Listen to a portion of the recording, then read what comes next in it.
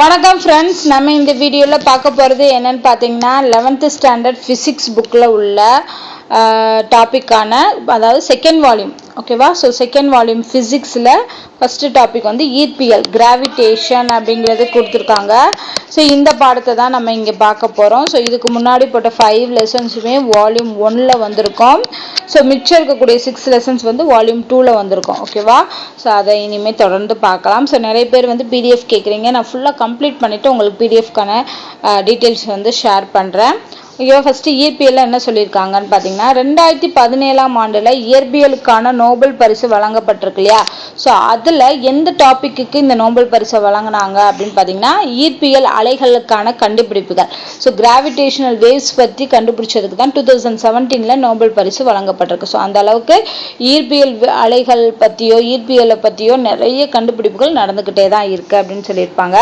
அடுத்து 2ஆம் நூற்றாண்டை சார்ந்த கிரேக்க ரோமானிய வானியல் அறிஞரான கிளாடியஸ் தாலமி, இவர் வந்து என்னென்னலாம் வந்து கண்டுபிடிச்சிருக்காருன்னு பார்த்தீங்கன்னா சூரியன், நிலா, செவ்வாய், வியாழன் இந்த மாதிரியான பொருட்களோட இயக்கத்தை விளக்குவதற்காக புவி மைய கொள்கையை வந்து உருவாக்கியிருக்காரு. ஸோ புவி மைய கொள்கையை உருவாக்கியவர் வந்து தாலமி. அடுத்து 15ஆம் நூற்றாண்டில் போலந்து நாட்டு வானியல் அறிஞரான நிக்கோலஸ் கோபர்னிக்கஸ், இவர் வந்து சூரிய மைய கொள்கையை வந்து முன்மொழிஞ்சிருக்காரு. ஹெலிகோசென்டர் மாடல் அப்படிங்கிறத கண்டுபிடிச்சிருக்காரு. அடுத்து வந்து கலிலியோ, இத்தாலிய இயற்பியல் அறிஞரான கலிலியோ வந்து புவிக்கு அருகில் மேலிருந்து கீழே விழும் பொருட்கள் அனைத்துமே புவியை நோக்கி சம வீதத்தில் தான் முடுக்கமடையுது அப்படிங்கிறத கலிலியோ கண்டுபிடிச்சிருக்காரு. அடுத்து டைக்கோ பிராஹே அப்படிங்கிறவர் வந்து விண்மீன் மற்றும் கோள்கள் ஆகியவற்றின் நிலை மற்றும் இயக்கம் குறித்து வெறும் கண்களாலே பார்த்து அதை பதிவு செஞ்சிருக்காரு. அதுக்கப்புறமா அவர் பதிவு செஞ்சதை வச்சு அவரோட அசிஸ்டண்டான ஜோஹன் கெப்லர் அதை பகுப்பாய்வு செய்து கோள்களோட இயக்கம் பற்றிய விதிகளை கண்டுபிடிச்சாரு. அந்த விதிகளுக்கு பேரு கெப்லர் விதிகள் என அழைக்கப்பட்டிருக்கு. ஓகேவா? ஸோ டைக்கோ பிராஹே கண்டுபிடிச்ச விஷயங்கள்ல அப்படியே ஆய்வு செஞ்சு ஜோஹன் கெப்லர் கண்டுபிடிச்சதான் கோள்களோட இயக்கம் பற்றிய விதியான கெப்லர் விதி. ஸோ இந்த கெப்லர் விதிகள் என்னென்ன அப்படிங்கிறத பார்க்கலாம். ஃபர்ஸ்ட் பார்த்தீங்கன்னா பரப்பு விதி, லா ஆஃப் ஏரியா அப்படின்னு சொல்லுவாங்க. அதாவது சூரியனையும் ஒரு கோளையும் இணைக்கும் ஆர வெக்டர் ஆனது சமகால இடைவெளியில் சம பரப்புகளை ஏற்படுத்தும். இதுதான் பரப்பு விதி என்று அழைக்கப்படுது. சூரியனையும் ஒரு கோளையும் இணைக்கக்கூடிய ஆர வெக்டர் ஆனது சமகால இடைவெளியில் சம பரப்புகளை ஏற்படுத்தும். அடுத்து சுற்றுப்பாதைகளுக்கான விதிங்கிறது என்னன்னா, சூரியனை ஒரு குவிய புள்ளியில் கொண்டு ஒவ்வொரு கோளும் சூரியனை நீள்வட்ட பாதையில் சுற்றி வருகிறது. ஓகேவா? ஒரு பாயிண்ட்ல குவிய புள்ளியில வச்சுட்டு ஒவ்வொரு கோளுமே சூரியனை நீள்வட்ட பாதையில சுற்றி வருகிறது அப்படிங்கிறதா சுற்றுப்பாதைகளுக்கான விதி. அடுத்து சுற்று காலங்களின் விதினா என்னன்னா, நீள்வட்ட பாதையில் சூரியனை சுற்றும் கோளின் சுற்று காலத்தின் இருமடி அந்த நீள்வட்டத்தின் அரை நெட்டச்சின் மும்மடிக்கு நேர்த்தகவல் இருக்கும். ஸோ இது வந்து சுற்று காலங்களின் விதி. ஸோ இந்த 3 விதியுமே வந்து கெப்லரோட விதிகள். பரப்பு விதி, சுற்றுப்பாதைகளுக்கான விதி, சுற்று காலங்களின் விதி அப்படின்னு அழைக்கப்படுது. அடுத்து நியூட்டனோட பொது ஈர்ப்பியல் விதி அப்படிங்கிறது. ஸோ இது என்ன அப்படின்னு பார்த்தீங்கன்னா, ஸோ அதோட ஃபார்முலா வந்து F = Gm1m2 / r². இதுதான் வந்து நியூட்டனோட பொது ஈர்ப்பியல் விதி. m நிறைவுடைய துகள் அண்டத்தில் உள்ள அனைத்து துகளையும் குறிப்பிட்ட விசையுடன் ஈர்க்கிறது. அந்த ஈர்ப்பு விசையின் வலிமையானது அவற்றின் நிறைகளின் பெருக்கல் பலனுக்கு நேர்த்தகவிலும் அவற்றுக்கிடையான தொலைவின் இருமடிக்கு எதிர்த்தகவிலும் அமையும். ஓகேவா? இந்த ஜிங்கிறது அந்த ஈர்ப்பியல் மாறிலி, கான்ஸ்டன்ட் வேல்யூ, அதுக்கு ஒரு மதிப்பு இருக்கு. ஸோ இதுதான் சொல்லியிருப்பாங்க. ஸோ அந்த 2 நிறைகளோட பெருக்கல் பலனுக்கு நேர்த்தகவில் இருக்கும் அந்த விசை. அது மட்டும் இல்லாமல் அந்த தொலைவு, டிஸ்டன்ஸ் இருக்கு இல்லையா, அவற்றுக்கிடையான தொலைவோட இருமடினா ஸ்கொயர், அதுக்கு எதிர்த்தகவல், ஆப்போசிட் எதிர்த்தகவில் இருக்கும் அப்படின்னு சொல்லியிருக்காங்க. ஓகேவா? ஸோ இதுதான் வந்து ஃபார்முலா F = Gm1m2 / r². இங்கே ஜிங்கிறது இந்த ஈர்ப்பியல் மாறிலி. அதோட வேல்யூ என்னன்னு பார்த்தீங்கன்னா 6.67 × 10⁻⁻11 newton metre square kilogram minus square. இதுதான் ஃபார்முலா. இந்த நம்பர்ஸை நல்லா ஞாபகம் வச்சுக்கோங்க, கண்டிப்பாக எக்ஸாமில் கேட்பாங்க. அடுத்து ஈர்ப்பியல் விசையோட முக்கிய பண்புகள், நிறைய பண்புகள் கொடுத்துருக்காங்க. அதில் என்னென்ன பண்புகள்ங்கிறத பார்க்கலாம். இரு நிறைகளுக்கு இடையேயான தொலைவு அதிகரிக்கும் போது ஈர்ப்பியல் விசையின் வலிமை குறைகிறது. டிஸ்டன்ஸ் ரொம்ப அதிகமாக இருந்துச்சுன்னா அங்கே விசை குறையத்தானே செய்யும். ஏன்னா ஒரு பொருளை ரொம்ப தூரத்துக்கு நம்ம கொண்டு போய் வைக்கும்போது அங்கே ஃபோர்ஸ் கம்மியாகும். ஆகவேதான் சூரியனிடமிருந்து புவியை விட அதிக தொலைவில் உள்ள யுரேனஸ் புவியினை விட குறைந்த அளவு ஈர்ப்பியல் விசையினை உணருது. ஏன்னா சூரியனுக்கு பக்கத்துல புதனுக்கு அப்புறம் புவி வந்துடும். ஆனா யுரேனஸ் கடைசியில இருக்குது இல்லையா, அப்படி இருக்கும்போது டிஸ்டன்ஸ் அதிகரிக்கிறதுனால புவிக்கும் சூரியனுக்கு இருக்கக்கூடிய ஈர்ப்பு விசையை விட யுரேனஸ்க்கும் சூரியனுக்கு இருக்கக்கூடிய ஈர்ப்பு விசை ரொம்ப ரொம்ப கம்மி, குறைந்த அளவு தான் இருக்கு அப்படின்னு சொல்லியிருக்காங்க. அடுத்து இரு துகள்களுக்கு இடையே செயல்படும் ஈர்ப்பியல் விசை எப்பொழுதும் செயல் எதிர் செயல் இணையாகவே இருக்கும். ஒரு செயல் நடந்துச்சுன்னா அதுக்கு ஆப்போசிட் ரியாக்ஷன் அப்படின்னு சொல்லி இருக்கும் இல்லையா, அந்த மாதிரி தான் இருக்கும்னு சொல்றாங்க. அதாவது புவி மீது சூரியன் ஏற்படுத்தும் ஈர்ப்பியல் விசை சூரியனை நோக்கி செயல்படும். ஓகேவா? அதே போல் சூரியன் மீது புவி ஏற்படுத்தும் இயற்பியல் விசை, இயற்பியல் கிடையாது, இது ஈர்ப்பியல் தான், ஸ்பெல்லிங் மிஸ்டேக்கா இருக்கு. ஈர்ப்பியல் விசை புவியை நோக்கி செயல்படும். ஓகேவா? ஸோ இது சூரியனை நோக்கி செயல்படுது, இது புவியை நோக்கி செயல்படுது. அப்போ ரெண்டுமே ஆப்போசிட்டா செயல்படுது இல்லையா, இதுதான் எதிர் செயல் விசை அப்படின்னு சொல்றாங்க.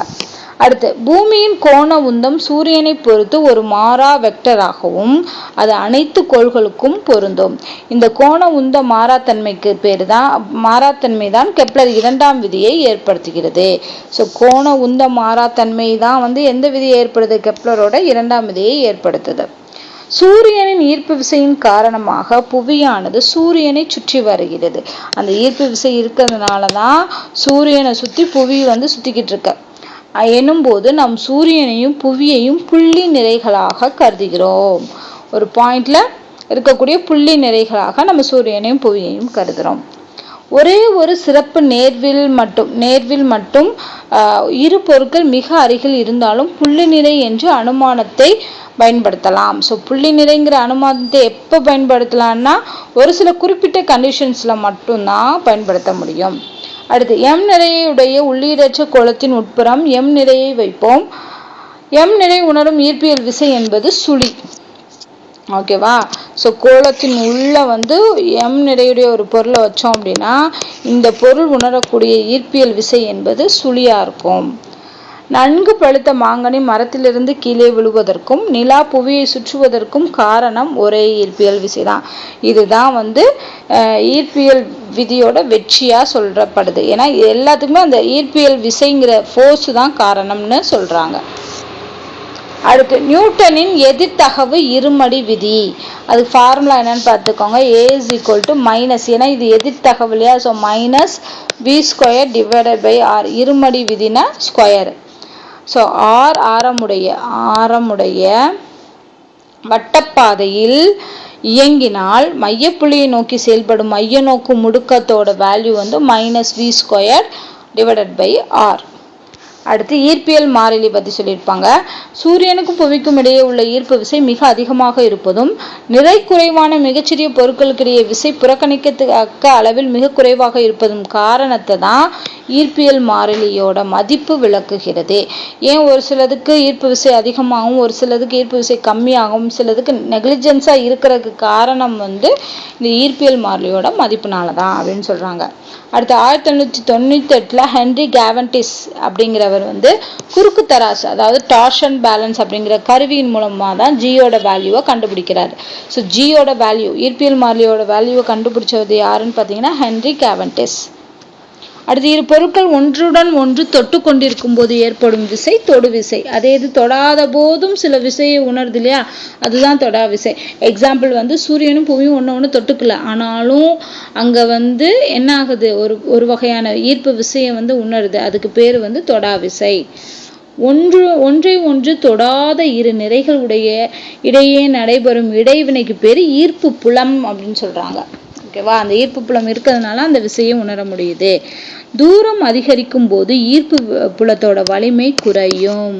ஸோ டிஸ்டன்ஸ் அதிகரிச்சா ஈர்ப்பு புலத்தோட வலிமை குறைஞ்சிரும். இந்த ஈர்ப்பு புலத்துக்குன்னு சொல்லி யூனிட் இருக்கு. என்னன்னு பார்த்தீங்கன்னா Newton/கிலோகிராம் இல்லைன்னா மீட்டர்/செகண்ட் ஸ்கொயர். ஓகேவா? ஸோ இந்த ஃபார்முலாவும் யூஸ் பண்ணிக்கலாம். அடுத்து ஈர்ப்பியல் விசை என்பது ஒரு ஆற்றல் மாற்றா விசை, ஆற்றலை மாற்றாத விசை. அது மட்டும் இல்லாமல் இதோட அலகு, ஈர்ப்பு நிலையோட ஆற்றலின் அலகு வந்து ஜூல். அதே இது வந்து ஈர்ப்பு நிலை ஆற்றலுக்கு ஃபார்முலா U = mgh. ஈர்ப்பு தன்னிலை ஆற்றலின் அலகு வந்து ஜூல் பெர் கிலோகிராம். ஸோ ஈர்ப்பு நிலை ஆற்றலின் அலகு ஜூல், ஈர்ப்பு தன்னிலை ஆற்றலின் அலகு வந்து ஜூல் பை கிலோகிராம். அடுத்து குன்றின் உச்சியிலிருந்து அருவி நீர் கீழ் நோக்கி பாய்வது. எப்படி கீழ் நோக்கி பாயுது? மேலே அருவியில் மலை குற்றாலத்துலலாம் பார்க்குறோம், ரொம்ப உயரத்துல இருந்து தண்ணி வந்து கீழே நோக்கி தான் வருது இல்லையா? அது ஏன் அப்படின்னா குன்றின் உச்சியில் ஈர்ப்பு தன்னிலை ஆற்றலானது புவிப்பரப்பில் ஈர்ப்பு தன்னிலை ஆற்றலை விட அதிகம். ஸோ மேலே இருக்கக்கூடிய ஈர்ப்பு தன்னிலை ஆற்றல் வந்து புவிப்பரப்பில் இருக்கக்கூடிய ஈர்ப்பு தன்னிலை ஆற்றலை விட அதிகமாக இருக்கிறதுனால தான் மேலேருந்து கீழே வருது தண்ணி. அடுத்து புவியை நோக்கி விழும் அனைத்து பொருட்களும் சமமாக முடுக்கமடையுது அப்படின்னு யாரு கண்டுபிடிச்சிருக்காங்க? கலிலியோ கண்டுபிடிச்சிருக்காரு. அடுத்து நம்ம இந்த mgh சொன்னோம்னா, இந்த ஜிங்கிறது வந்து ஈர்ப்பின் முடுக்கம். பூமியின் பூமத்திய ரேகை பகுதியில் ஈர்ப்பின் முடுக்கம் வந்து ஜியோட வேல்யூ 9.8 m/s². ஆனால் புவிக்கு பக்கத்தில் ஈர்ப்பின் முடுக்கம் மாறிலியா இருக்கு. என்னது எங்க மாறிலியா இருக்கு அப்படின்னு பார்த்தீங்கன்னா, புவிக்கு பக்கத்தில் ஈர்ப்பின் முடுக்கம் வந்து மாறிலி. அடுத்து ஆழம் அதிகரிக்கும் போது ஜி மதிப்பு குறைகிறது. எனவே புவியின் மேற்பரப்பில் ஈர்ப்பின் முடுக்கம் பெருமமாக இருக்கிறது. ஆனால் பரப்புக்கு உயரே சென்றாலோ அல்லது பூமியின் ஆழத்திற்கு சென்றாலோ ஈர்ப்பின் முடுக்கம் குறையும். ஸோ பூமிக்கு மேற்பரப்பில் ஈர்ப்பின் முடுக்கம் பெருமமாக இருக்கும், ஹையஸ்ட் வேல்யூவாக இருக்கும். ஆனால் அதை விட உயர போனாலோ இல்லை ஆழத்துக்கு போனாலோ அதோட வேல்யூ குறைஞ்சிரும்னு சொல்கிறாங்க. அது மட்டும் இல்லாமல் துருவப்பகுதி, பூமியோட துருவப்பகுதியில் ஈர்ப்பின் முடுக்கம் பெருமம். ஸோ 2 இடத்துல பெருமமாக இருக்குது. பூமியோட மேற்பரப்பில் ஈர்ப்பின் முடுக்கம் பெருமம், துருவப்பகுதியிலும் ஈர்ப்பின் முடுக்கம் பெருமம். அதே இது உயர சென்றாலோ இல்லை ஆழத்துக்கு போனாலோ குறையும். எங்கே மாறிலியாக இருக்குன்னா புவிக்கு பக்கத்தில். அடுத்து பிரபஞ்சத்தில் பெருமளவு காணப்படும் தனிமங்கள் என்னென்ன? ஹைட்ரஜனும் ஹீலியம் தான். ஆனால் நம்ம புவியோட வளிமண்டலத்தில் நைட்ரஜனும் ஆக்சிஜனும் தான் அதிகமாக காணப்படுது. புவியின் ஈர்ப்பு விசையிலிருந்து ஒரு பொருள் விடுபட்டு செல்ல தேவையான வேகமே விடுபடு வேகம். ஸோ பூமிக்கும் சூரியனுக்கு இடையில ஒரு ஈர்ப்பு விசை இருக்குன்னு சொல்றோம் இல்லையா? அந்த பூமியோட ஈர்ப்பு விசையிலிருந்து ஒரு பொருள் வந்து வெளியே போகுது அப்படின்னா அந்த வேகம்தான் வந்து விடுபடு வேகம்னு சொல்றோம். ஸோ துணைக்கோளின் சுழற்சி காலம் அப்படிங்கிறது அப்ராக்சிமேட்டா, இது வந்து ஈக்குவல் வேல்யூ கிடையாது, அப்ராக்சிமேட் வேல்யூ வந்து 85 நிமிடங்கள். புவி பரப்பிலிருந்து நிலா உள்ள தொலைவு வந்து 3.77 × 10⁵ கிலோமீட்டர். அடுத்து புவியோட நிறை மாஸ் வேல்யூ வந்து 6.02 × 10⁻24 கிலோகிராமா. அதே இது நிலாவோட நிறை வந்து 7.35 × 10⁻22 கிலோகிராம். ஸோ புவியோட நிறை தான் அதிகம் நிலாவோட கம்பேர் பண்ணும்போது. அடுத்து இந்தியாவோட செய்தி தொடர்புக்கு பயன்படக்கூடிய புவிநிலை துணைக்கோள் தான் வந்து இன்சாட். இந்த வகை துணைக்கோள்கள் அடிப்படையில் புவிநிலை துணைக்கோள்களாகவே இருக்கு அப்படின்னு சொல்றாங்க. அடுத்து புவியின் வடதன் துருவங்கள் மேல் செல்லும் சுற்றுப்பாதையில் புவியினை சுற்றி வரும் துணைக்கோள்கள் துருவ துணைக்கோள்கள். ஸோ வட தென் துருவங்கள்ல இருக்கக்கூடிய சுற்றுப்பாதையில சுற்றுவது வந்து துருவ துணைக்கோள்கள் அப்படின்னு சொல்றாங்க. இதோட சுழற்சி காலம் வந்து 100 நிமிடங்களாக சுற்றுமா. அடுத்து நிறைவுடைய பொருளின் மீது செயல்படும் ஈர்ப்பியல் விசை வந்து mg. ஓகேவா? இவ்விசையானது எப்பொழுதுமே கீழ் நோக்கியும் புவியின் மையம் நோக்கியும் செயல்படும். அடுத்து மின் உயர்த்தினா லிஃப்ட். ஸோ இந்த லிஃப்ட் ஸ்டார்ட் பண்ணும் போதும் சரி, அது நிற்கும் போதும் சரி, ஒரு மாதிரி நம்ம குலுங்குவோம் இல்லையா? என்னது ஒரு மாதிரி நமக்கு குலுக்கும். அதுக்கு வந்து என்ன காரணம் அப்படின்னு பார்த்தீங்கன்னா, நம்ம அந்த லிஃப்ட்டுக்குள்ளே இருக்கக்கூடிய மனிதர்கள் மீது 2 விசைகளை செயல்படுத்துமா. ஒன்று கீழ் நோக்கி செயல்படும் ஈர்ப்பு விசை, இன்னொன்று மின் உயர்த்தின் தளத்தினால் மனிதர் மீது செயல்படும் மேல் நோக்கிய விசை, செங்குத்து விசை. ஸோ இந்த 2 விசைகள் இருக்கிறதுனால தான் அங்கே வந்து ஒரு குலுங்கல் வந்து நமக்கு உணர முடியுது. குழுக்களை இந்த வரும்னு நினைக்கிறேன், குலுங்கலை வந்து உணர முடியுது. மின்னுயர்த்தி கீழ்நோக்கி முடுக்கத்தில் விழும்போது மின்னுயர்த்தியின் உள்ளே இருக்கும் மனிதர் எடையின்மை நிலையை அல்லது தானாகவே கீழே விழும் நிலையை உணர்வார். அதனாலதான் அந்த ஜர்க்கு வந்து ஏற்படுது அப்படின்னு சொல்றாங்க. அந்த இடத்துல நமக்கு என்ன ஆகுது? வெயிட்டே இல்லாத மாதிரி ஆகுது. அதனாலதான் அந்த குலுங்கல் வந்து ஏற்படுது. அதே மாதிரி மரத்திலிருந்து ஒரு ஆப்பிள் கீழே விழ ஆரம்பிக்கும் போது ஆப்பிளுக்கு எடை இருக்காது. கீழே விழ ஆரம்பிக்கும் போது மரத்திலிருந்து இங்கே விழுகுது இல்லையா, அந்த ஸ்டார்டிங் ஸ்டேஜில் அதுக்கு எடை இருக்காது. அதனாலதான் அது கீழே விழுகுது. அப்படி விழுந்த ஆப்பிள் வந்து யார் மேல விழுந்துச்சு? நியூட்டனோட தலைமையில விழுந்த போதுதான் ஆப்பிள் எடையினை பெறுது. ஏதாவது ஒரு பொருள் மேல டச் ஆகும்போது எடை வந்துடுது. ஸோ இதுதான் வந்து நியூட்டன் இயற்பியலை பெற்றார் அப்படின்னு சொல்றாங்க. இதை வச்சுதான் அவர் நியூட்டன் இயற்பியலை கண்டுபிடிக்கிறாருன்னு சொல்லியிருப்பாங்க. அடுத்து, புவியின் பரப்புக்கு அருகே புவியினை வலம் வரும் விண்வெளி களம் புவியின் ஈர்ப்பு விசைக்கு உட்படும். அதே ஈர்ப்பியல் விசையை விண்வெளி களத்தில் உள்ள விண்வெளி வீரர்களும் உணர்வார்கள். அந்த ஈர்ப்பியல் விசையை அவங்களும் சென்ஸ் பண்ணுவாங்க. இதன் காரணமாக தான் களத்தின் தரை மீது எவ்வித விசையும் செலுத்துவது இல்லை. எனவே களத்தின் தரையும் அவர்கள் மீது எவ்வித செங்குத்து விசையும் செலுத்துவதில்லை. அதனாலதான் அவங்க மிதக்கிற மாதிரி இருக்காங்க. ஏன்னா அங்க வந்து எடையின்மைங்கிற நிலைக்கு வந்துடுறாங்க விண்வெளியில. ஸோ அங்கே வந்து ஈர்ப்பியல் விசை இருக்குது. அந்த ஈர்ப்பியல் விசையினாலதான் அவங்க இருக்க அந்த விண்வெளி களத்துக்குள்ள தரை மீதும் எந்த விசையும் செலுத்தாது, களத்தின் தரையும் அவர்கள் மீது எந்த விசையும் செலுத்தாது. ஸோ அந்த இடத்துல அவங்க எடையே இல்லாத மாதிரி ஃபீல் பண்ணுவாங்க. அதனாலதான் மிதந்துக்கிட்டு இருக்காங்க. கோள்கள் கிழக்கு திசையில் பயணித்து பின்பு பின்னோக்கி மேற்கு திசையில் இயங்கி மீண்டும் கிழக்கு திசையில் பயணிப்பதை காணலாம். இதற்கு கோள்களின் பின்னோக்கு இயக்கம், இது வந்து செவ்வாய்க்கோள்ல நடைபெறும் அப்படின்னு சொல்லியிருப்பாங்க. ரெட்ரோகிரேட் மோஷன் அப்படிங்கிறதான் இந்த பின்னோக்கு இயக்கம் கோள்கள்ல நடக்குது. புவியினை கோள் வட்டப்பாதையில் சுற்றும் அதே வேளையில் மற்றும் ஒரு வட்டப்பாதை இயக்கத்திற்கும் உள்ளாகும் அதற்கு பெரும வட்டத்தின் மேல் அமையும் சிறுவட்ட சுழற்சி என்று பெயர்.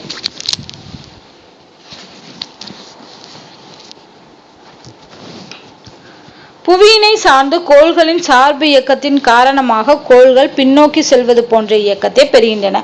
ஏன் இந்த கோள்கள் பின்னோக்கி செல்கிறது? அதுக்கு காரணம் என்னன்னு பாத்தீங்கன்னா கோள்களோட சார்பு இயக்கம்.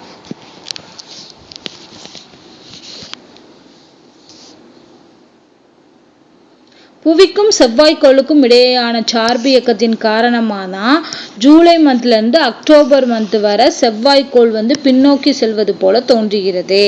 ஸோ இங்கேயும் ஞாபகம் வச்சுக்கோங்க, இந்த பின்னோக்கி செல்றது வந்து ஜூலைல இருந்து அக்டோபர் வரைக்கும் செவ்வாய்க்கோள் போகுது. அதுக்கு காரணம் சார்பு இயக்கம்.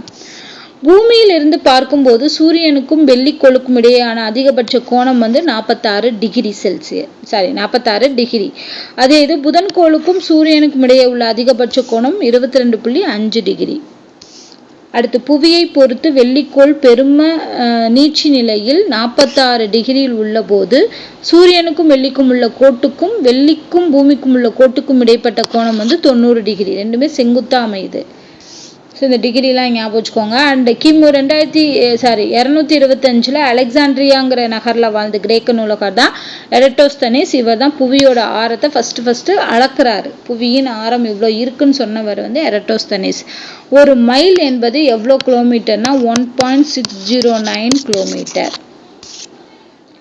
அடுத்து, புவியோட ஆரம் வந்து R = 6,436 கிலோமீட்டர். புவியின் ஆரத்தை அவர் கண்டுபிடிச்சாருன்னு சொன்னோம் இல்லையா, அதோட வேல்யூ வந்து 6,436 கிலோமீட்டர்.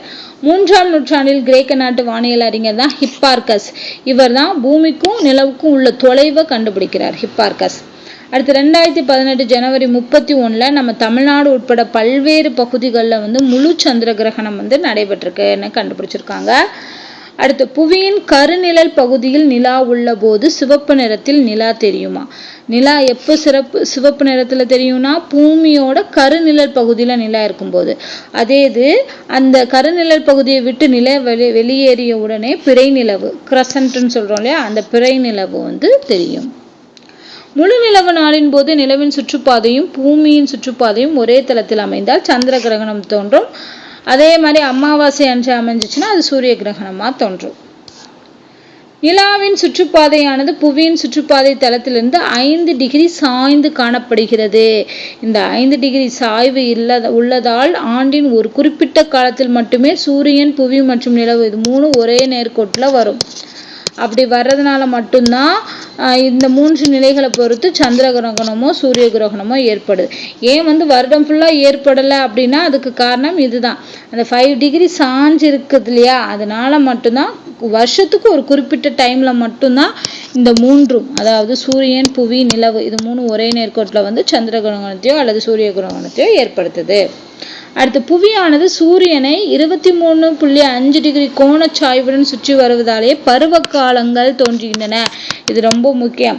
நம்ம பூமியில பருவ காலங்கள் ஏற்படுது இல்லையா, கோடை, அப்புறம் வந்து மழைக்காலம், அந்த மாதிரி குளிர்காலம்னு மாற்றி மாற்றி வர காரணம் என்னன்னா, புவி வந்து 23.5 டிகிரி கோண சாய்வோட சூரியனை சுற்றி வருது.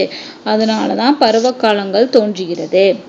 அடுத்து புவியின் தற்சுழற்சி காரணமாகவே துருவ விண்மீனை மற்ற விண்மீன்கள் வட்டப்பாதையில் சுற்றி வருவது போல் தோன்றுகிறது. துருவ விண்மீனை மற்ற விண்மீன்கள் வட்டப்பாதையில் சுற்றி வருவது போல் தோன்றுவதற்கு காரணம் பூமி தன்னைத்தானே சுற்றி கொள்றதுனால தான். அடுத்து பூமியின் சுழற்சி அச்சுக்கு நேராக துருவ விண்மீன்கள் அமைந்துள்ளதால் அந்த விண்மீன்கள் நிலையானதா தோன்றுது. அடுத்து போலாரிஸ் விண்மீன்களை துருவ விண்மீன்கள் ஆகும். ஸோ என்ன மாதிரியான விண்மீன்கள் துருவ விண்மீன்கள்னு சொன்னாங்கன்னா போலாரிஸ். அடுத்து பொது சார்பியல் தத்துவம் வந்து ஆல்பர்ட் ஐன்ஸ்டீனால் உருவாக்கப்பட்டிருக்கு. கருத்துளை மற்றும் விண்மீன் மறைவு பற்றிய கொள்கையினை சுப்பிரமணிய சந்திரசேகர் வந்து உருவாக்கியிருக்காரு. இதற்காக இவர் நோபல் பிரைஸும் 1983 வாங்கியிருக்காரு. மேக்னாட் சாஹா இவர் உருவாக்குனது வந்து சாஹாவின் அயனியாக்க சமன்பாடு. இதை வச்சுதான் விண்மீன்களை வகைப்படுத்த உதவுது இந்த சமன்பாடு. அடுத்து அமல் குமார் ரே சௌத்ரி இவர் வந்து ரே சௌத்ரி சமன்பாடு அப்படின்னு சொல்லி உருவாக்கியிருக்காரு. இது வந்து முக்கிய பங்கு வகிக்கிறது இயற்பியல் துறையில அப்படின்னு சொல்றாங்க. அடுத்து IUCAA inter university centre for astronomy and astrophysics, இந்த ஆராய்ச்சி நிறுவனம் வந்து பேராசிரியர் ஜெயந்த் வி நர்லிக்கரால் ஆரம்பிக்கப்பட்டிருக்கு. நர்லிக்கர் ஆரம்பிச்சதான் IUCAA. அடுத்து கெப்லரோட முதல் இதெல்லாம் வந்து இந்த ஃபைனலாக பாடச்சுருக்கம்னு சொல்லி கொடுப்பாங்களே, இதோட பாடம் முடிஞ்சிருச்சு. பாடச்சுருக்கத்தில் கொடுத்துருக்கதையும் நான் உங்களுக்கு இன்க்ளூட் பண்ணியிருக்கேன். கெப்லரோட முதல் விதி சூரியனை ஒரு குவியமாக கொண்டு சூரிய குடும்பத்தில் ஒவ்வொரு கோளும் நீள்வட்ட பாதையில் சுற்றி வருகிறது. அடுத்து இரண்டாம் விதி வந்து சூரியனையும் கோளையும் இணைக்கும் ஆர வெக்டர் சமகால இடைவெளியில சமபரப்புகளை ஏற்படுத்தும். மூன்றாம் விதி வந்து கோளின் சுற்று காலங்களில் இருமடிக்கும் சுற்றுப்பாதையின் அரை நெட்டச்சின் மும்மடிக்கும் இடையேயான தகவு தான் அனைத்து கோளுக்கும் மாறிலியாக இருக்கும். அடுத்து நியூட்டனோட ஈர்ப்பியல் விதி, இரு நிறைகளுக்கு இடையேயான ஈர்ப்பியல் விசையானது அவற்றின் நிறைகளின் பெருக்கல் பலனுக்கு நேர்த்தகவிலும் அவற்றுக்கு இடையான தொலைவின் இருமடிக்கு எதிர்த்தகவிலும் அமையும். அதான் ஃபார்முலா. அடுத்து துணைக்கோளின் ஆற்றல் எப்பவுமே எதிர்குறி மதிப்புடையதா இருக்குமா.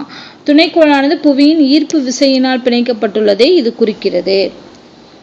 அடுத்து கோளின் நிலை வெக்டரும் நேர்கோட்டு உந்தமும் ஒன்றுக்கொன்று செங்குத்தாக அமைவது அண்மை நிலை மற்றும் சேய்மை நிலை, இது ரெண்டுலையுமே நடக்குது. திடீரென புவி மற்றும் சூரியன் நிறைகள் இருமடங்காக மாறினால் அவற்றுக்கிடையே உள்ள ஈர்ப்பியல் விசை எத்தனை மடங்கு அதிகரிக்கும்? 4 மடங்காக அதிகரிக்கும். இதெல்லாம் ஞாபகம் வச்சுக்கோங்க. அடுத்து புவியின் வட்டப்பாதையில் சுற்றி வரும் துணைக்கோளின் சுற்றுக்காலம் துணைக்கோளின் நிறையை சார்ந்தது கிடையாது. சுற்றுக்காலம் வந்து நிறையை சார்ந்தது கிடையாது.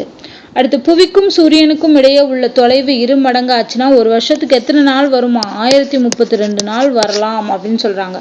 சூரியனுக்கும் புவிக்கும் உள்ள டிஸ்டன்ஸ் வந்து 2 மடங்கா பெருக்கிறத விட 2 மடங்கு ஆச்சுன்னா ஒரு வருஷத்துக்கு 1032 நாள் வரும்.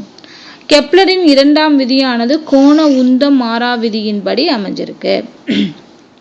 புவியினை பொறுத்து நிலவின் ஈர்ப்பு நிலை ஆற்றல் எப்பொழுதும் எதிர்குறி மதிப்புடையது. அடுத்து புவியின் மீது சூரியனின் ஈர்ப்பியல் விசை செய்யும் வேலை நேர்குறியாகவோ அல்லது எதிர்குறியாகவோ இருக்கும்.